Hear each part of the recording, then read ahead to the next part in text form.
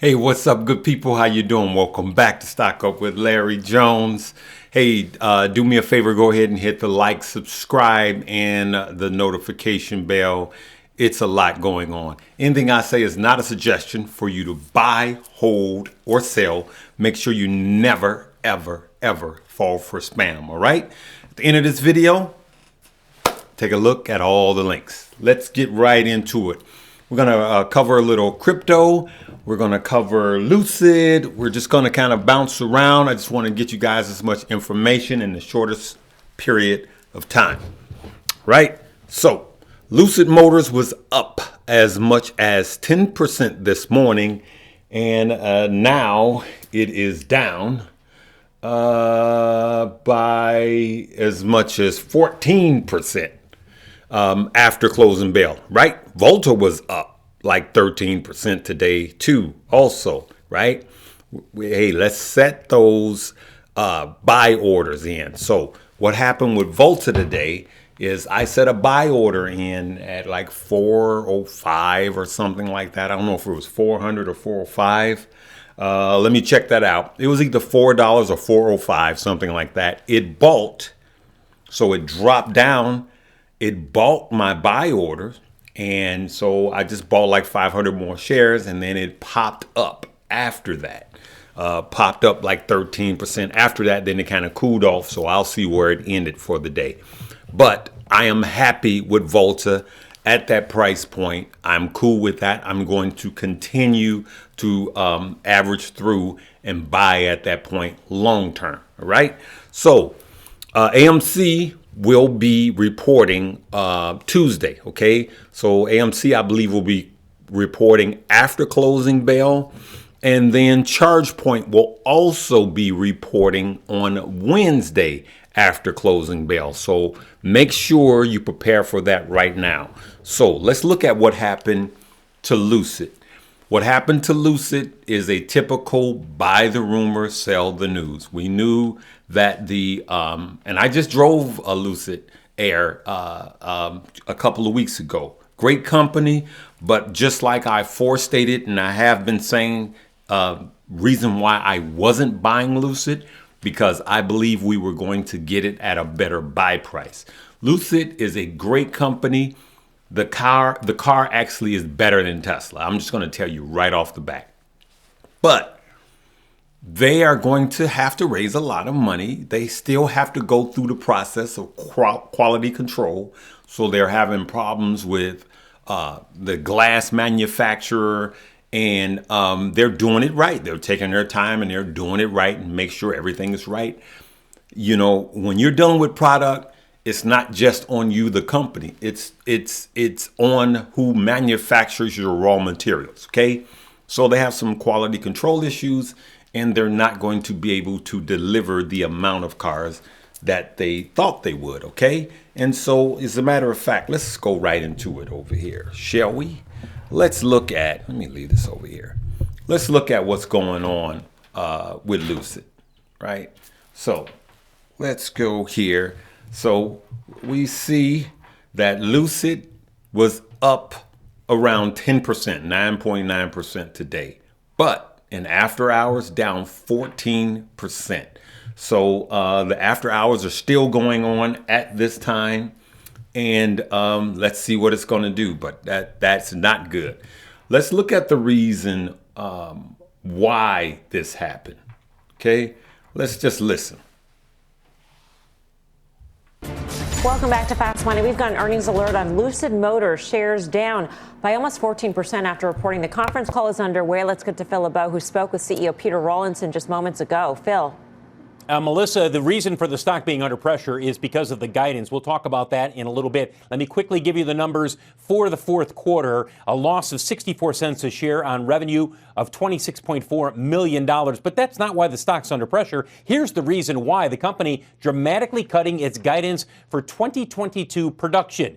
For some perspective, the guidance was to build 20,000 vehicles this year. The new guidance, only building 12 to 14,000 vehicles. Peter Rawlinson tells me it's because of supply chain and quality challenges. In fact, during our conversation, he said the company is now considering alternative supply sourcing. One of the issues he talked about, the quality of the glass for the Lucid Air. It's not up to the standards they want. As a result, they're going to have to slow down production. That's just one issue. There are some other ones as well. He does say that demand is very strong. In fact, when you look at the reservations for Lucid, now exceeding 25,000. The last time they gave us an update on reservations was back on November 15th, and at the time, it was 17,000. So that's an increase of 47%, which is good. You do want more reservations, but you've got to cut your production. That's the reason the stock is under pressure. One other note, the company has confirmed that it will be building a plant in Saudi Arabia. So if you take that plant, which is not going to come online for some time, along with the Arizona production plant, which will grow in production over the next couple of years, the company says its capacity should hit 500,000 vehicles by mid-decade. Now, they haven't said exactly what that means, 25, 26, whatever, but by mid-decade, they expect it to be at 500,000 vehicles capacity. We're going to hop back onto the conference call, and we'll have more in just a little bit. One last note, Melissa, that 2507, 2510, where the stock's trading, that's pretty much where the stock was when the IPO happened back in July. Phil, quick question. Your conversation with Peter, I heard you talk about in the closing bell. It seems like he stressed the quality issues as opposed to supply chain issues. You mentioned the glass, the carpet's not up to snuff. Yep. I mean, do they have chips? Do they have the other sort of vital components? Or is it all about them not picking the right manufacturer of I think it's a number of things, Melissa. It's a number of things. And I'm sure during the conference call, the chip issue will come up in terms of making sure that's there. Look, we've talked about this for some time for all automakers. The supply chain is stretched and stressed across the board. He just pointed out those two in terms of the quality aspect not being up to snuff in terms of what they're looking for. But we'll see how much they talk about the chip component of this during the conference call, which, again, has just begun.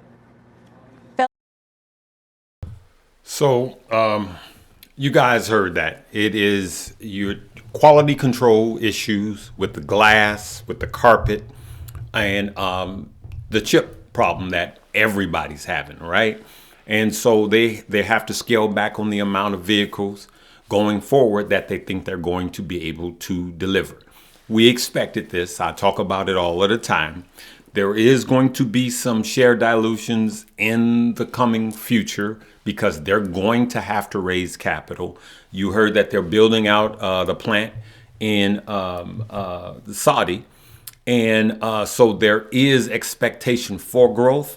I literally am looking to not even begin to, once I establish my long-term positions, I'm not looking to begin to even start trimming or taking profits until after 2025 when they are supposed to be EBITDA profitable. Okay, so right now we're probably in a 2026, maybe by Q1 earnings of 2026 to get to 500,000. I think it may be by 2026, maybe by Q2, really, because there's more issues to happen. You don't like Lucid, Larry? No, that's not true. I actually love Lucid, and I plan on having more Lucid than Tesla. But I'm just looking at the reality of the road that they have ahead of them. All right, let's keep it moving. Okay, so let's look at why Bitcoin is going up the way it is. And this is why. Bitcoin surges 9.3% over demand from Russia and Ukraine, right? So we can read here. Let's read a little bit down here. Bitcoin define a stock market. Bitcoin defied a stock market slump on Monday, surging 9.3%. It's actually up more than that right now, right? The world's most popular digital currency was trading around 42,000 on Monday afternoon. All right, but check this out. Down here, this guy Van Deer, he's seen Bitcoin selling for as much as 46,000 on some Russian exchanges on Monday, a roughly $5,000 premium over its U.S. price. So they're literally seeing Bitcoin trading $5,000 over the price, right? Because in Russia, their what is it called? A ruble? The ruble is worth 1 cent right now. So their dollar is down to a penny. And so because of the sanctions, Russia's getting crushed. People are using Bitcoin because there was a run on the bank. And so what's happening is it's causing Bitcoin to go up and actually all crypto to go up. Let's look at what we got here. So let's look at that. Hold on. Let's see. Can we do that? I don't look so hot. Let's just cut that back off.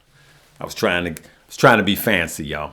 All right. So look, as you can see right now, at this moment, we got 15 minutes before closing bell. Bitcoin is up almost 16% for the day. Ethereum up 13%. Solana is up 17%. It's killing. All right. Crow 13, Mana 16, ADA 16, Polygon 13, Tezos 16, Shib 13, Gala 20, Amp 10. I mean, it's just going up, but you see the one that's up the most, right? Solana.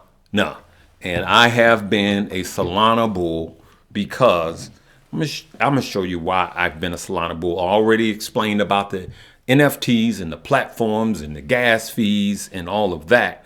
But I just believe that Solana is going to eventually start taking the place of Ethereum, right? And, 2 years ago, Ethereum was at the price point that Solana is right now. And it went up 2,000% over the last 2 years. Does that mean Solana's going to follow suit? Nope. But if we look at it right here, this is Solana. I'm going to the week. It went as low as 75. I own all of my Solana under $89. Okay. But what I want you guys to look at is it was $260. Let's see here. It was $260 Friday, November 5th, okay, of 2021. So, and now we're under $100. And, in these crypto cycles, right now, soon this will be the floor of the next bull run. This will be the floor. And so when crypto comes down to a certain price, I just don't sell. And as you guys could see, I have this in my Coinbase. And because that's where I buy all of my crypto that I'm going to hold, there is a link below to deposit. But I also can turn around and trade it in my Webull link. That's also below. So check out those links below. But I just wanted to go over that and explain why. I'm going to cut this one off right there. I'm going to try to get a technical Tuesday in with Josh.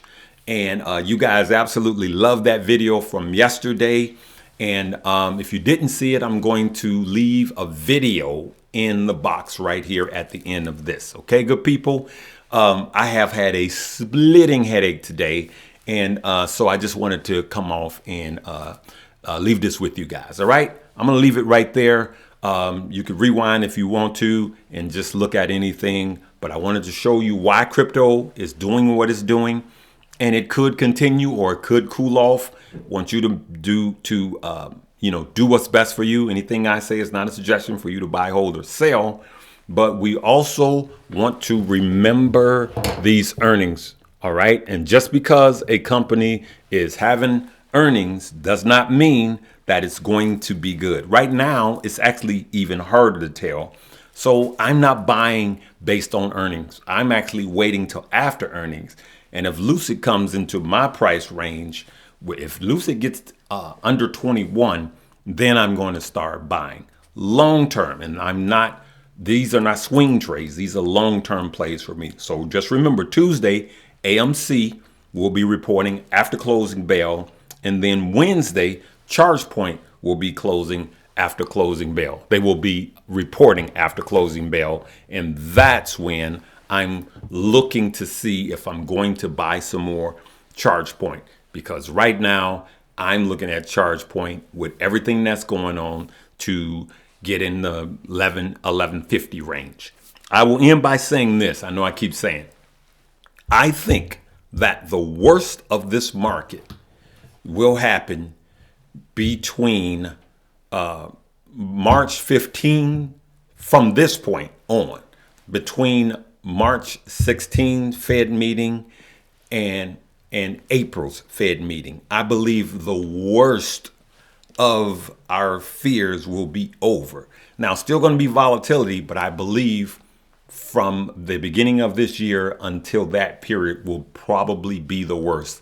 Unless, we still start having some cyber issues. I'm not even going to put this out there because I don't want to get flagged.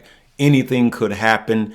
And so I am saying this because I'm encouraging you to continue to dollar cost average through all of this. All right, good people, leaving it right there.